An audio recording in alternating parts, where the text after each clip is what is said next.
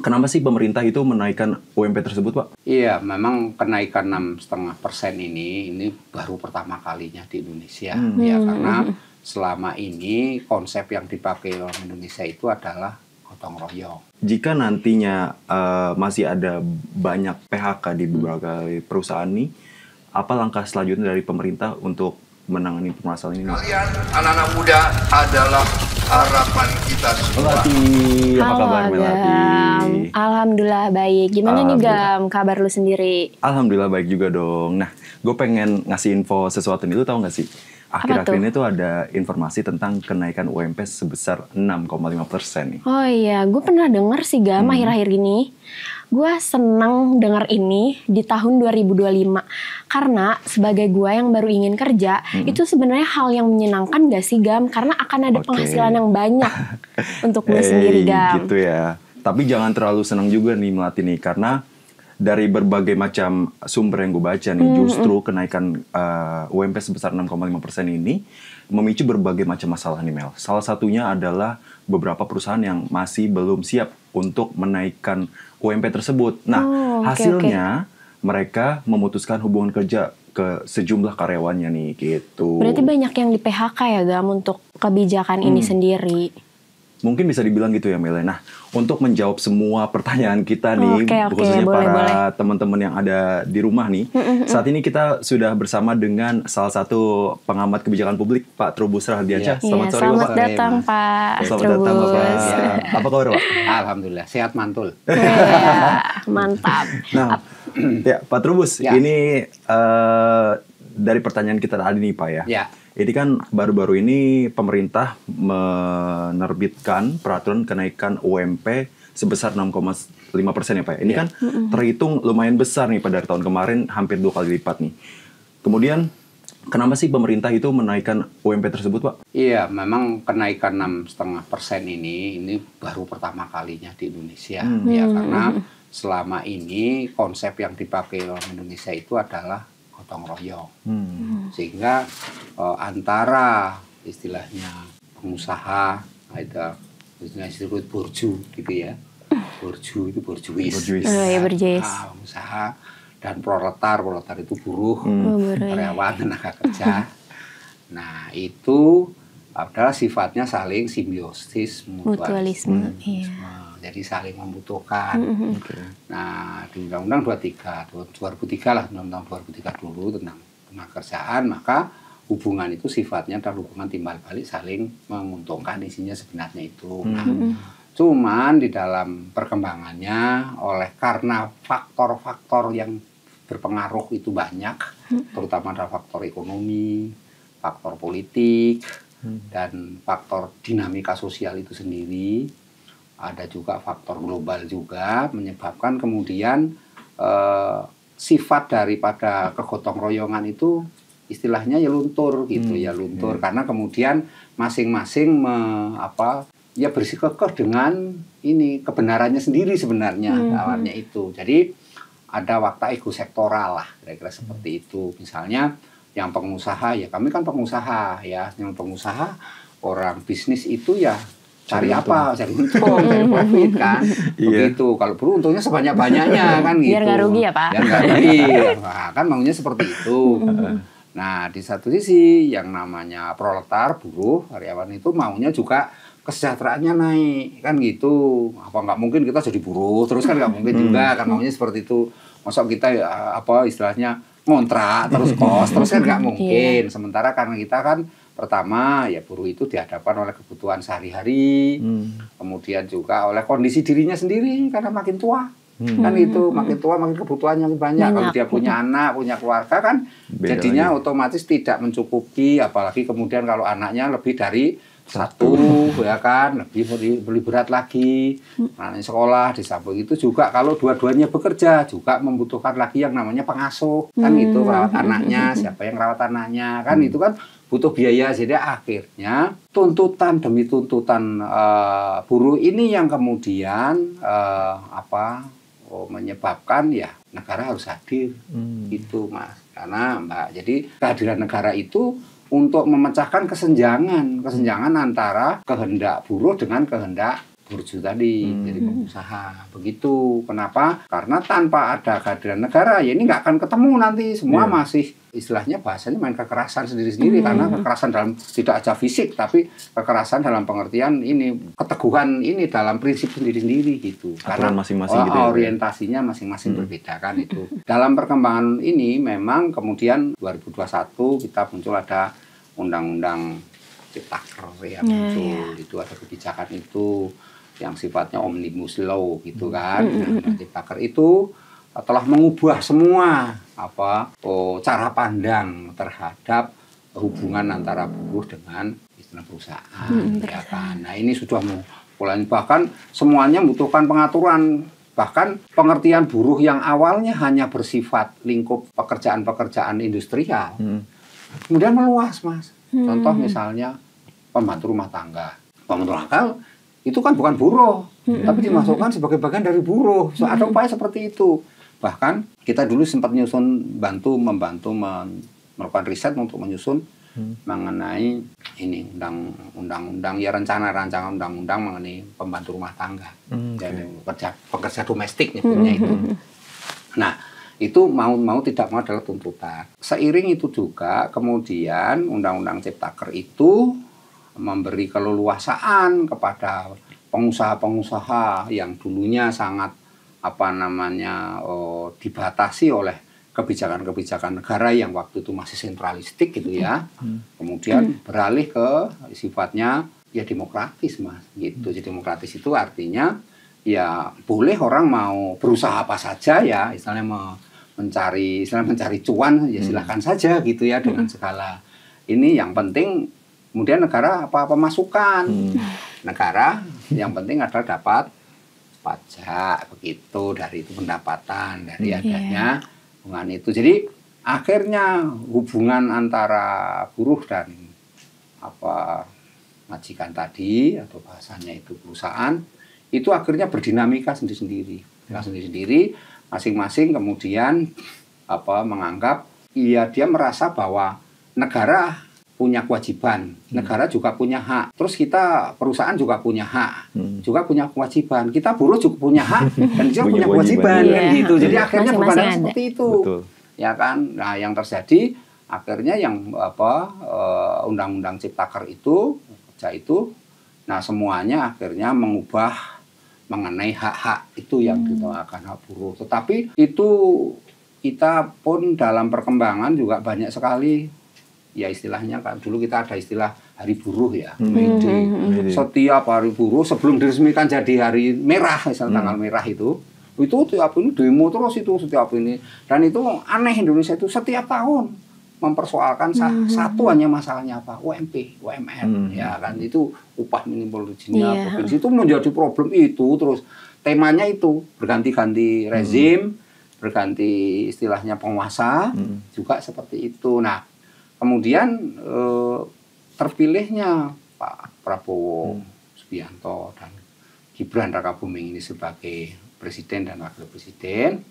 Maka kemudian Pak Prabowo mencari solusi presiden. Solusinya adalah menaikkan menjadi 2 kali lipat dari yang sebelumnya. Tahun lalu dengan ya, Pak. harapan bahwa buruh sudah tidak lagi tiap bulan mengeluh atau tiap tahun. Ini memang kebetulan presiden kita baru ini memang orientasinya itu sangat pro kepada istilah publik lah. Jadi kepentingan ini ya. Terserah kemudian saya mengatakan terlalu populis tapi yang jelas itu beliau ini memang sangat perhatian. Makanya semua kebijakan keluar yang berkaitan dengan masyarakat bawah itu banyak.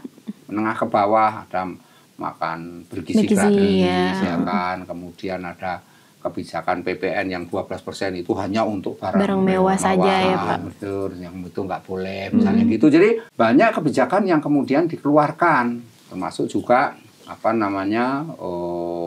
kaitannya dengan bahan bakar misalnya kan. Itu bahan bakar BBM itu kan akhirnya ya Pertalite hanya khusus orang miskin nggak boleh naik ya ditahankan, yang naik hanya yang non misalnya seperti itu. Nah ini artinya upaya-upaya dilakukan meskipun pemimpin kita belum ya 100 hari lah ya sekali berjalan. Jadi sudah merupakan satu gebrakan nih Mbak, gebrakan dinaikkannya dari 6,5%. Nah, yang kedua saya melihat begini. Nah, ini diskusi rame menjadi 6,5% terus apa? Kan itu what's next, gitu kan? Setelah itu apa? Dampak dari ini. Nah, inilah sebuah kebijakan sudah ditetapkan 6,5%. Semua harus patuh, harus tunduk.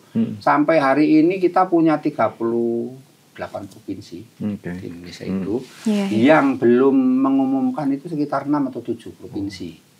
Berarti sebagian besar sudah mengumumkan, mengikuti semua aturan yang ditetapkan oleh pemerintah, itu menaikkan 6,5% pondasi. Nah, tentu ini membawa konsekuensi. Tentu konsekuensinya apa? Ya tentu kepala daerah mau tidak mau harus istilah tanda petik itu kerja keras. Kenapa? Ya dia harus menyesuaikan dengan aturan yang sudah ditetapkan oleh pemerintah yang baru itu. Nah, cuman ada sebenarnya daerah itu menetapkan sudah karena ada dewan pengupahannya dipilih dari ini unsur-unsur yang ada di Pemda. Ya, jadi dipilih itu. Nah, cuman begini kan, jadi ada yang aneh juga di situ. Kepala daerah kan umumnya kita baru pilkada. Ya pilkada di antara kepala daerah itu belum definitif juga belum mau dilantik sebelum dilantik. Kan gitu, sebagian lagi masih ini perang Baratayuda di MK. Gugatan itu masih banyak. Nah, sementara ini harus berlaku 1 Januari harus mulai berlaku, Pak. Mulai kebijakan ini. Nah, otomatis daerah sudah yang penting menyesuaikan semua tanpa melakukan satu kajian, tanpa melakukan satu istilahnya mufakat atau dialog. Kalau bahasa kerennya partisipasi publik, ya publik kepada pelaku usaha, diajak ngomong. Pengusaha ini kan ada macam-macam kelasnya, ya ada pelaku usaha yang kelasnya hanya UMKM. Nah ini kan yang harusnya dirangkul, diajak bicara yang paling ini. Artinya apa? Ya karena UMKM, koperasi itu yang selama ini menampung banyak sekali karyawan. Kerja itu kan dari di sektor itu. Ya kalau sektor industri sudah ini, karena industri manufaktur, industri jasa dan industri yang IT itu relatif ini karena penggunaan teknologi canggih, kemudian jumlah karyawannya itu dirasionalisasi atau diperkecil. Ya diperkecil sekecil mungkin. Bahkan waktu ada investor yang namanya Elon Musk itu hanya tenaga kerjanya berapa itu, padahal dulu harapannya kita investor masuk itu membawa pengaruh atau dampak, yaitu penyerapan tenaga kerja. Artinya pemerintah itu maunya ada penciptaan tenaga kerja gitu, Mas. Nah, tetapi dengan adanya ini bayang-bayang 6,5% ini kemudian karena daerah-daerah sudah yang penting menetapkan sesuai dengan ini, patuh, kalau enggak takut sama ini kan, takut kepada kebijakan negara, pokoknya soal ini. Nah, yang terjadi kemudian dampak lanjutannya, nah itu banyak perusahaan-perusahaan yang diam-diam mem-PHK karyawannya sendiri. Alasan efisiensi, rasionalisasi, kemudian ada juga alasan ini gangguan cash flow, gitu kan, itu sama keuangannya, ya, atau juga karena alasan-alasan yang ini bersifat ya politis ya menurut saya. Jadi karena gini, ada juga di antara perusahaan-perusahaan itu yang karena berafiliasi dengan ini parpol-parpol tertentu. Jadi perusahaan ini yang adalah pemiliknya adalah ketua parpol, atau pimpinan parpol gitu loh, Mas. Nah ini kan mempengaruhi cara ini gitu loh. Tuh, nah kemudian juga buruh ini sekarang udah ada lagi, partai buruh lagi berdiri kan gitu. Ini tiap hari selalu ancamannya demo lah, menopang inilah, selalu seperti itu. Yang awalnya buruh itu hanya ada sudah diakomodir di setiap partai. Jadi kalau di partai itu mesti ada bagian yang namanya entah ketua, entah apalah, pokoknya koordinator atau apa namanya, tapi ada yang mengenai buruh. Menaungi. Kalau di Golkar namanya soksi, karyawan mandiri atau apa istilahnya gitu ya, itu ada soksi. Nah, Gerindra juga, jadi semua punya, PDIP juga punya, ya, jadi semua punya. Nah, tapi sekarang lahir partai tersendiri namanya buruh. Nah ini kemudian ini secara langsung maupun tidak langsung mengubah pola pikir buruh. Kalau begitu kita punya tempat dong, politis kan, saya punya tempat untuk menyalurkan ini, untuk istilahnya menanggulang atau meminimalkan terjadinya istilahnya ya konflik politik lah, konflik politik ataupun terjadinya benturan-benturan juga di masa, makanya kemudian Presiden Prabowo menetapkan 6,5% itu.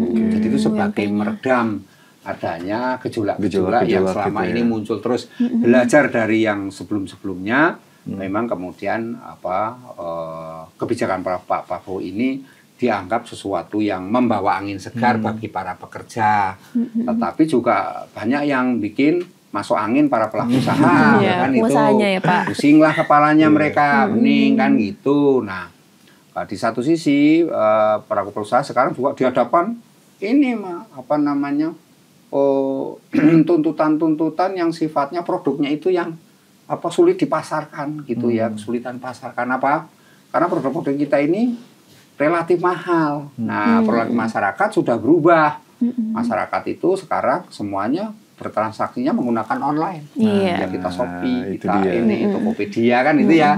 Sudah di lebih satu sisi praktis gitu lebih praktis lagi. Nah, sementara kemudian kita ini banjir lah produk-produk impor. Nah, maka yang terjadi kemudian kayak pasar Tanah Abang juga sepi, kemudian pasar-pasar tradisional ya tahu sendirilah, mengalami pemerosotan, mal-mal itu juga mengalami sepi pengunjung. Kan di Jakarta kan banyak sampai malnya nggak ada pengunjungnya itu Plaza Semanggi, nggak ada Ratu Plaza. Udah beralih ke online sekarang. Karena orang berubah lagi ya online. Kan itu. Nah, ini kan otomatis produk-produk dalam negeri akhirnya kalah dengan produk-produk yang dari luar yang ini yang fashion produk banyak sekali dari Tiongkok, Bangladesh, dari ini yang harganya jauh, Vietnam yang harganya jauh lebih dimulai dari produk-produk kita. Ini yang kemudian akhirnya para pelaku usaha dihadapkan sulit dong. Ini itu ya. Bagaimana saya mau dapat profit? Boro-boro apakah saya harus istilahnya membuang garam di tengah laut? Kan itu kira-kira ya. Rugi terusan nggak mungkin ya. Ini yang harus dipahami saya rasa. Nah, kemudian 6,5% ini memang kemudian ikutannya panjang gitu. Panjang ya itu tadi secara tidak langsung kemudian para pelaku usaha juga mengubah ini pola sistem kerja kan.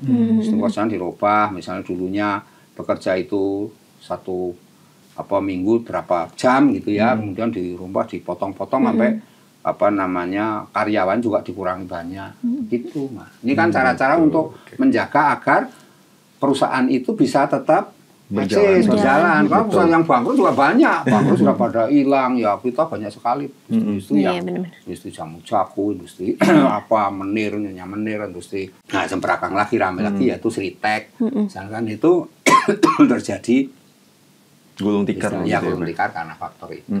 Seperti itu. Faktor lainnya kan juga ada yang ekonomi global dari kenaikan UMP ini ya Pak. Kan Gen Z kan sekarang juga dikenal adaptif, kreatif ya Pak. Maka itu jadi banyak gitu Pak, banyak Gen Z yang sering memilih pekerjaan tuh gajinya besar. Apakah ini pengaruh Pak dari kenaikan UMP tersebut? Pertanyaan Gen Z banget ini. Iya, ngaruh nih Pak. Gen Z itu memang ya sesuai dengan karakteristiknya ya. Gen Z itu kan di bawah milenial ya, milenial dan iya kalau saya kolonial ya, saya ini milenial Gen Z. Nah, Gen Z itu sebenarnya karakteristiknya kan baru menemukan jati dirinya. Nah, dia anak-anak usia baru 24 tahun lah maksimal sekarang itu. Nah, sehingga disinilah kemudian pemerintah membuat kebijakan juga supaya Gen Z ini bisa bekerja sebenarnya secara formal gitu. Di samping selama ini kan pemerintah kurang mendapat perhatian. Kalau Gen Z harusnya ya visabilillah, sekolah lah kamu, sekolah berpendidikan.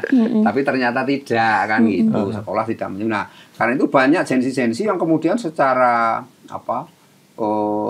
entah profesional, entah itu ke inovasi, entah itu kreativitas, mereka jadi seperti pekerja mandiri, gitu, pekerja mandiri yang dia bisa mencari istilahnya penghasilan secara mandiri. Ya, jadi banyak Gen Z itu yang memang punya mungkin dalam tanda petik kekayaan yang luar biasa itu ada. Kalau zaman dulu orang punya kekayaan besar itu mesti dari orang tuanya. Itu kalau dulu itu warisan itu. Kalau sekarang nggak mesti, Pak. Banyak anak-anak muda yang istilahnya secara kreatif cari sendiri melalui yang disebut dengan dunia digital gitu kan. Jadi dengan kepandian digital itu bisa, Pak. Dengan zaman sekarang. Jadi saya pun termasuk orang yang mendorong kepada Gen Z agar memanfaatkan betul apa inovasinya ya kan, kemudian kreativitasnya, kemudian daya semangatnya, daya juang namanya muda. Nah, emang ada Gen Z itu juga yang kemudian ketika di ASN itu banyak juga yang mundur nggak mau bekerja ya karena ditekan-tekan karena ada juga penuh tekanan ya Pak. aturan gitu ya Pak ya. Hanya aturan. Itu kan ada juga. Kemudian Gen Z itu juga ada yang istilahnya kerjanya suka pindah-pindah di sini, ini nggak kerasan pindah lagi, ininya pindah lagi. Ya memang itu watak dari Gen Z yang menurut saya memang cari pengalaman gitu ya, ya sah-sah saja gitu ya. Jadi, nah itulah kemudian pemerintah dan beberapa perusahaan juga menerapkan istilahnya sistem kontrak kan di istilahnya apa pekerja paruh waktu, ya, PKWT ya, waktu. Nah itu adalah sistem-sistem yang kemudian dikembangkan. Nah karena itu kenaikan 6,5% ini bagi Gen Z memang sangat ini Mbak, sangat plus gitu ya. Sangat plus itu artinya menguntungkan sekali, terutama bagi Gen Z yang punya daya juang dalam bekerja di suatu organisasi, institusi, yang entah itu perusahaan, entah itu wujudnya yayasan, entah itu wujudnya badan wakaf, entah itu wujudnya apa, CV atau PT misalnya, terserah bentuknya apalah ya, untuk koperasi misalnya. Nah itu semuanya akhirnya menjadi Gen Z ini menempati apa istilahnya tulang punggung bagi negara. Karena itu kalau lihat kemarin Pilpres kemarin itu penguasaan terbesar di tangan Gen Z dan milenial. Karena itulah kemudian terlepas diakui atau tidak, banyak orang yang mengakui juga pada umumnya ya keterpilihannya apa 02 yang sekarang jadi presiden dan wakil presiden itu ya kan, bahwa itu adalah pengaruh Gen Z itu, Gen Z dan ini adalah milenial yang sekarang itu Mas. Jadi ini memang menarik di situ. Nah karena itu sebagai bentuk penghargaannya karena kita baru sekali-kalinya juga kita punya apa petinggi dalam wakil presiden yang usianya masih kategori usia milenial gitu kan. Nah karena perubahan undang-undang itu. Nah jadi pada akhirnya semua kita bagaimana membawa istilahnya negeri ini konteksnya adalah peluang-peluang itu Mbak yang harus diciptakan karena itu juga ya Pak. Mereka-mereka yang di PHK itu nggak usah kecil hati karena apa? Karena masih banyak peluang sebenarnya. Ada sektor-sektor sekarang yang belum tersentuh karena itu sempat menjadi ini tahu perhatian negara juga sekarang ini. Misalnya sektor apa pertanian. Itu kan anak-anak Gen Z udah nggak mau anak ke sawah misalnya. Zaman saya ke sawah dulu karena saya anak tani ya ke sawah. Nah sekarang ini karena waktu itu Menteri Pertanian kalau nggak salah sempat menggagas bagaimana kalau Gen Z ini digaji kan gitu, jadi digaji nanti ke sawah dikasih 10 juta atau berapa waktu itu ditawarkan, misalnya seperti itu. Nah itu juga sekarang juga ada ini pendamping desa itu juga ada itu pendamping desa itu anak-anak muda yang diharapkan untuk menumbuhkan. Nah kalau ini semuanya bisa berjalan, otomatis peluang Gen Z lebih banyak daripada peluang-peluang yang saya hadapi dulu gitu ya zaman saya muda dulu. Jadi bisa beriringan antara mengembangkan teknologi dan juga bekerja dengan perusahaan ini bisa beriringan begitu. Beriringan yang di perusahaan. Nah, ya kalau yang non perusahaan yang tadi kayak pertanian, perkebunan, nelayan itu kan sektor yang masih basah ya, dan itu masih jarang diminati juga. Kalau sektor IT sudah ini kan namanya. Nah sekarang bagaimana sektor itu tersentuh? Itu ini kan tantangan bagi Gen Z, artinya sekarang orang yang penting itu punya cuan kok Mbak. Yang penting itu orang nggak perlu mau orangnya kalau zaman dulu orangnya mau kece kayak mau perlente kayak mau apa, tapi kalau nggak punya cuan nggak ini ya. Sekarang anak muda juga begitu, yang penting anak punya cuan. Nggak mau cantik, mau cantik sekarang gampang, bawa aja ke ini apa tempat apa skincare kan. Mau yang punya duit ya ke mana, ke Natasha, yang nggak punya duit ke RH, yang punya duit apa misalnya banyak banget gitu ya. Yang sekali pemeriksaan ratusan juta kan ada tuh ya. Jadi bisa dirubah cantik sekali, cowok juga begitu cakep sekali bisa kan gitu. Jadi ini kan karena teknologi. Jadi artinya sepanjang dia punya cuan kan gitu. Sehingga akhirnya mereka anak Gen Z ini. Yang tua anak Gen Z ini saya melihat juga ini Mas. Rasa di antara mereka rasa frustasinya itu tinggi, ya kan, minder gitu ya, kemudian kurang percaya diri. Sebenarnya kalau mau kurang percaya diri tinggal pakai Roxone aja yang banyak percaya diri. Ya, gitu. Solusinya ya Pak. Itu kalau permasalahan kurang percaya diri di penampilan begitu ya. Pak Trubus, ya maaf mau potong sebentar nih. Saya mau bertanya lagi nih Pak.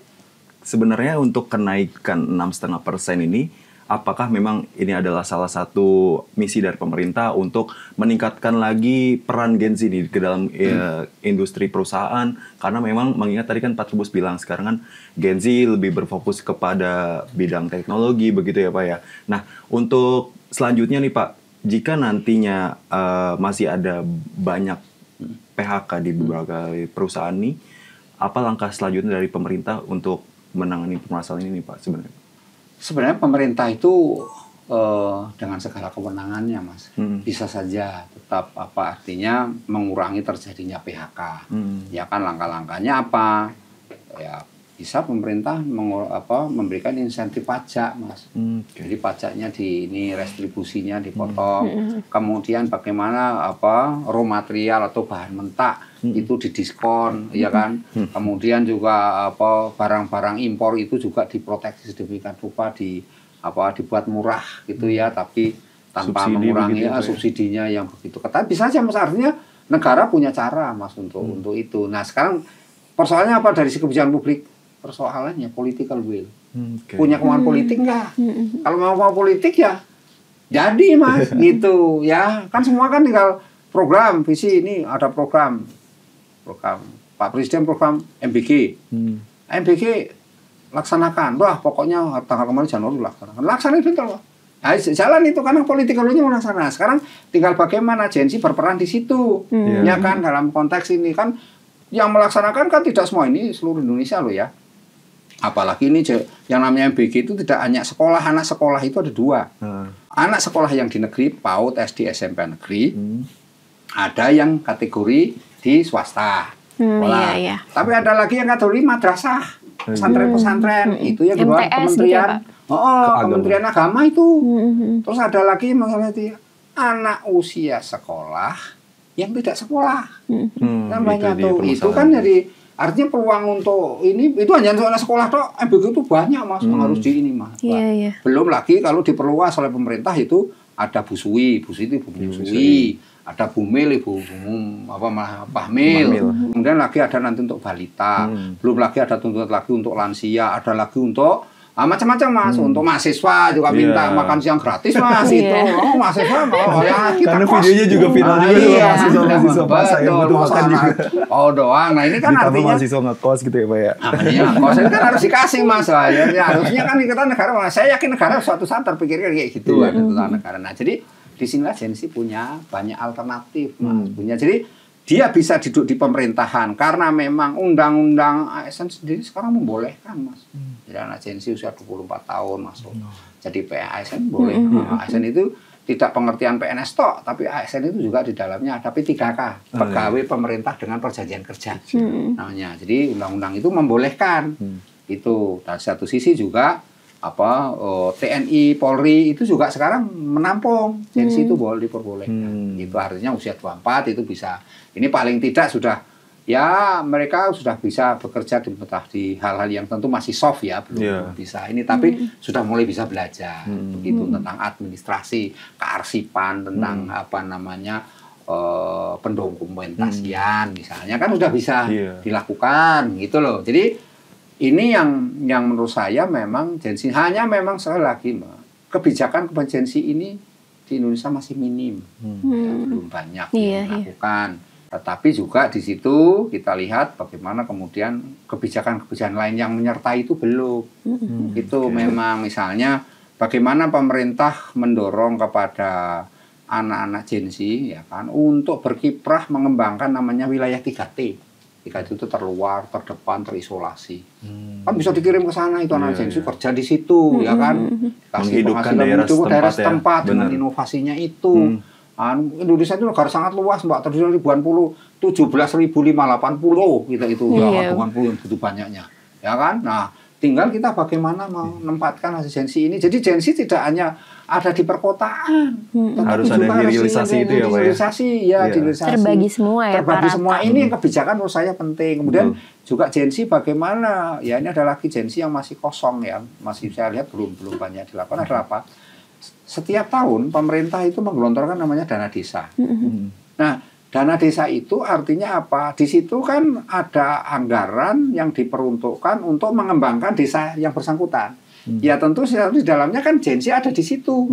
Sehingga Gensi itu ikut bekerja situ mengembangkan wilayahnya, entah itu berternak, misalnya berternak ayam, berternak lele, berternak ini ya. Itu kan semuanya jadi tersedia. Nah, karena itu kemudian ini yang diperlukan kebijakan agar dana desa itu sebagian memang diperuntukkan untuk pengembangan Gensi. Jadi maksud saya ada kebijakan-kebijakan yang perlu. Kemudian Gensi juga kaitannya dengan UMKM. Ini kan belum juga didukung kebijakannya seperti apa. Misalnya agar mereka ini bisa istilahnya berkreasi di bidang ekonomi kreatif kaitan dengan pariwisata, misalnya mengembangkan wilayahnya supaya menjadi pusat-pusat wisata.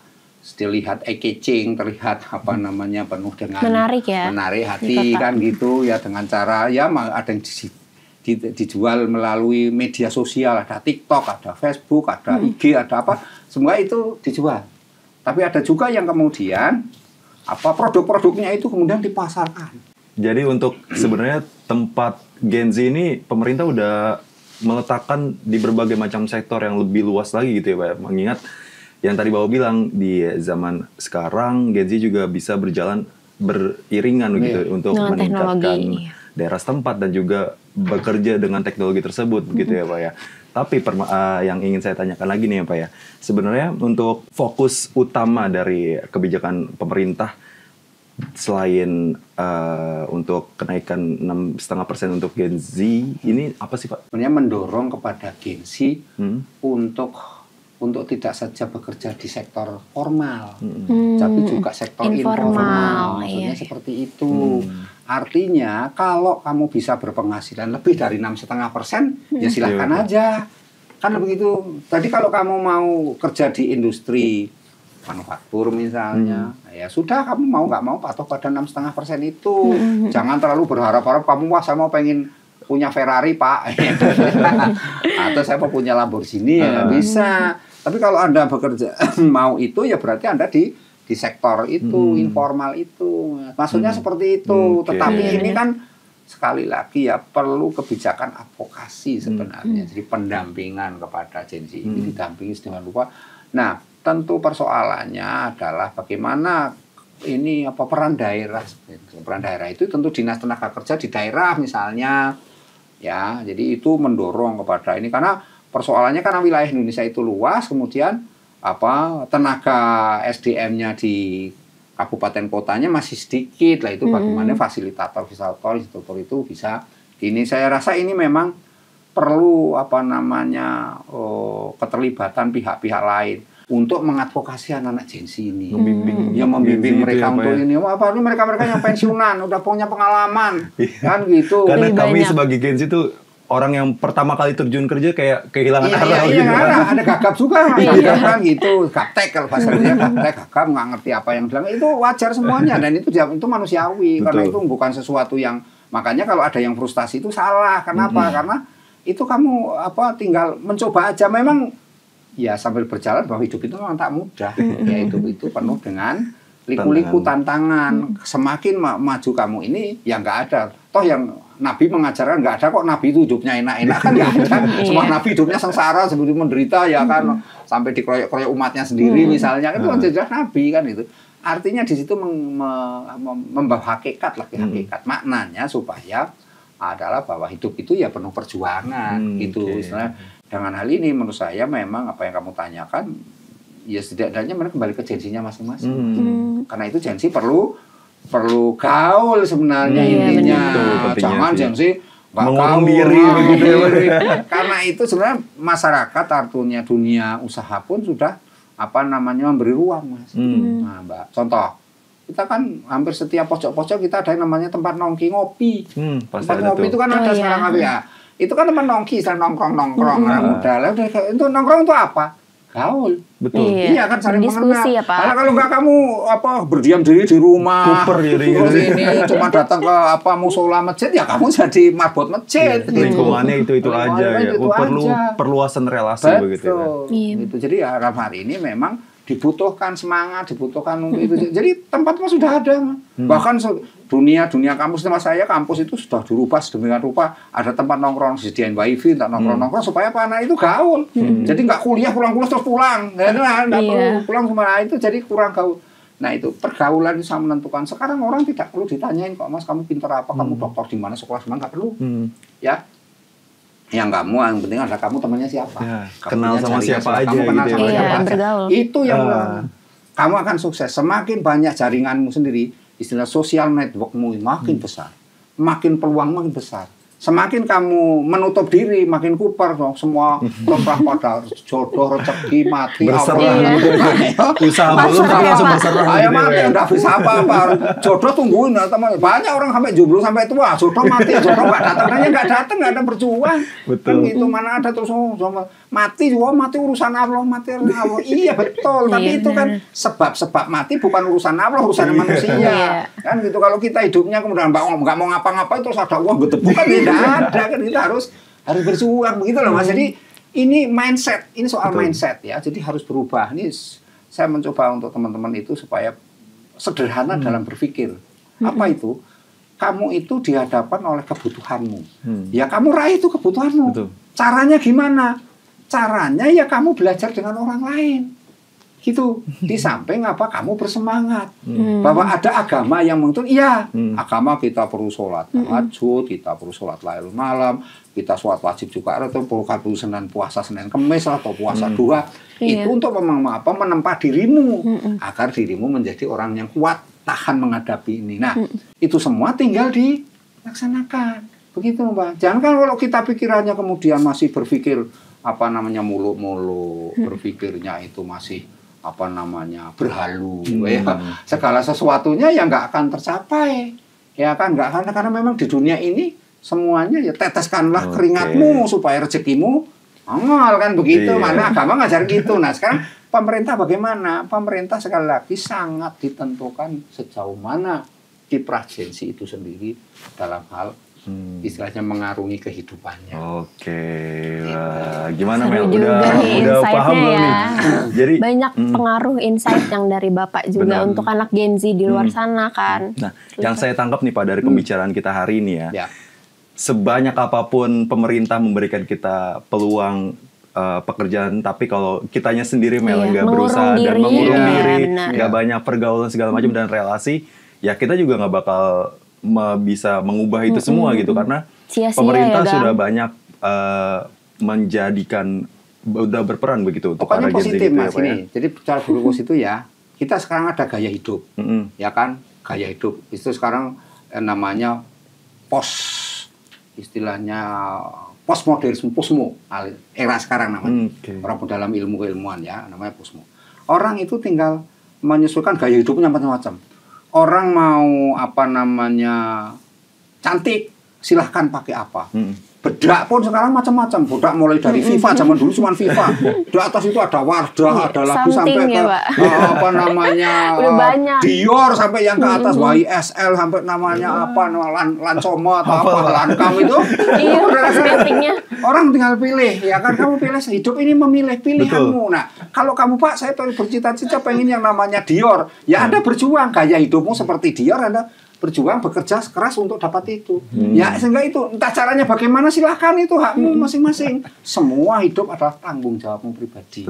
Ya, jadi gaya hidup, keuangan sangat ditentukan oleh bagaimana kamu memanage dirimu sendiri. Di situ ada manajemen risiko. Wah, manajemen risiko. Terima kasih banyak Pak Trubus atas waktunya sore hari ini. Banyak banget insight yang kita dapati hari ini ya. Jadi untuk teman-teman masih banyak episode yang menarik tentunya Mel ya. Betul. Jangan lupa tetap saksikan Gempita Milenial. Sampai jumpa.